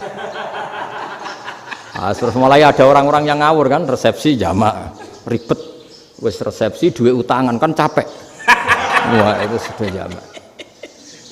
Ribet kan. Jadi kalau sudah illatul hukmi itu sudah mesti bikin masalah. Kalau sudah illatul hukmi itu pasti bikin masalah. Nah, pertanyaannya, jamak itu masih gampang karena bentuknya sholat masih 4. Yang ekstrim kalau qasar karena bentuk sholat 4 menjadi 2. Maka kata Mbah Mun pesennya, nak kue ra mesti benere, jika alasan itu tidak mesti benarnya. Pokoknya sementing tidak qasar katanya. Juga tidak jamak takdim karena qasar ini kan merubah bentuk sholat kan ekstrim. Jamak takdim juga ekstrim karena mendahulukan sholat sebelum waktunya. Kalau jamak takhir kan biasa, kalaupun salah kan mirip kodok. Ya mirip kodok biasa kan. Nah ini saya cerita, jadi fikih itu bagi ahlinya itu memang punya konsekuensi yang seperti itu. Makanya pertanyaannya misalnya bagaimana hukumnya penyembelihan lewat mesin? Ya ribet kan. Bagaimana nyembelih dari apa ini? Belakang. Saya baca di kitab-kitab nyembelih dari belakang itu ya hukumnya tetap boleh asal apa itu hulkum dan mari itu terpotong. Tapi pertanyaannya, jangan-jangan ayamnya sudah kaget dulu karena uratnya ini. Makanya perlu ditanya ahli medis, setelah uratnya tercabut ini jangan-jangan sudah berstatus mati. Kan potensi ketika dipotong dari sini, potensi sudah berstatus mati. Makanya, nah kalau misalnya menyembelih dengan dibacok, plak gitu langsung mati gimana? Itu tetap ada dokhtoh, kalau dalam bahasa fikih dokhtoh. Dia terkaget, begitu, ada dokhtoh karena nggak bisa bernafas terus mati. Berarti kelangsungannya bangkai.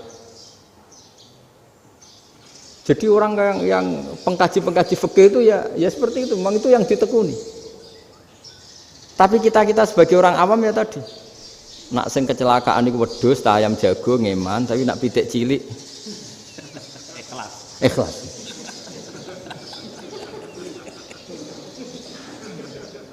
Makanya ada pertanyaan orang-orang, saya pernah ditanya itu ya bingung tenan. Gus, kalau ada orang mati oplosan misalnya, jenengan datang sholat enggak?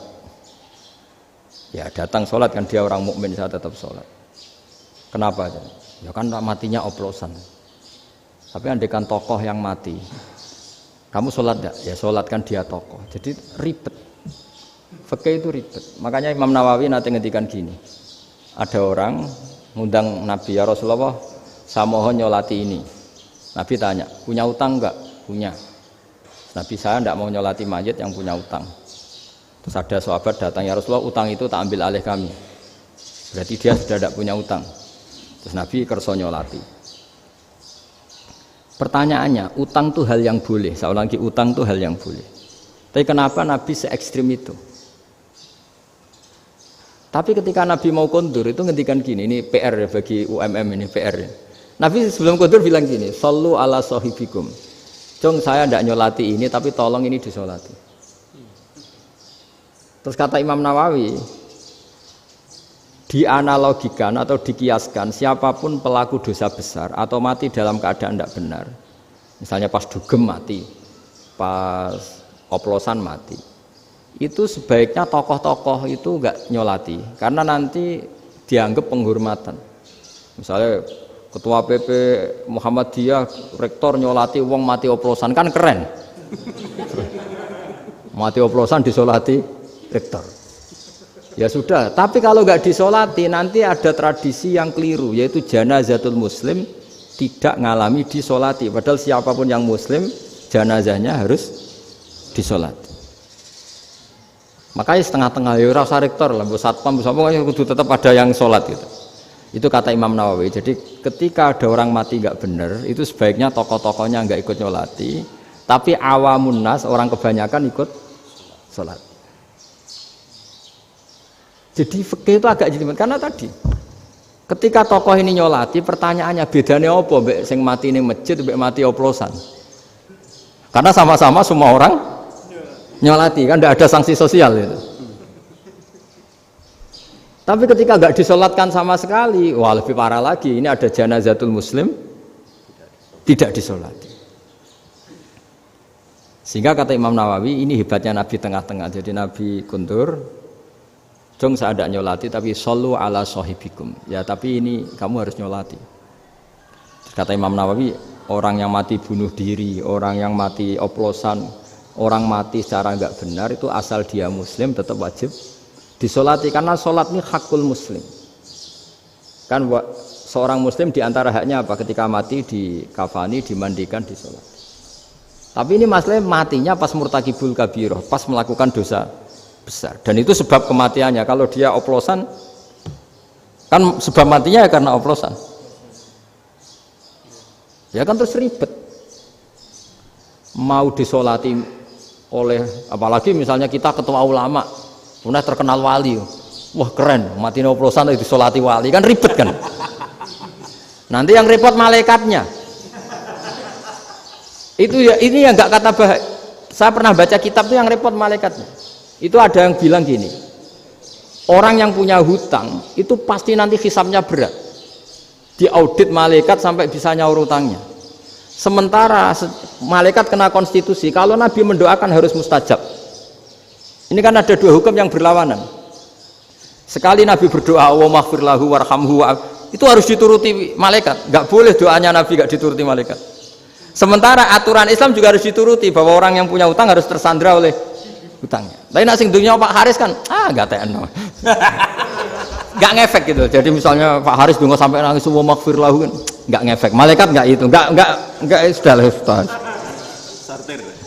Tapi kalau Nabi yang berdoa kan harus dituruti. Ini masalahnya kan itu. Nah kalau diturutin berarti hutangnya harus bebas. Padahal secara aturan harus tersandra karena punya hutang. Dan nanti sama kalau yang mati oplosan ini yang doain wali, kok wali sampai Allahumma ighfir lahu. Doanya wali kan harus terkabul. Sementara secara hukum dia harus kena sanksi karena oplosan tadi. Daripada ngerepotno malaikat, sudahlah wali-wali ini tidak usah ikut nyolatin. Yang nyolati ya orang-orang nggak jelas ini, sehingga kan malaikat kan santai aja kalau mau nyiksa. Loh, tapi kan sudah didoain, gak ngefek. Karena doanya orang-orang gak penting. Itu ada tuh di sarah Muslim itu. Di sarah Muslim di bab ketika Nabi ngintikan babu qauli Rasulullah sallallahu alaihi wasallam shallu ala sahibikum. Jadi belajar fikih itu asik ya.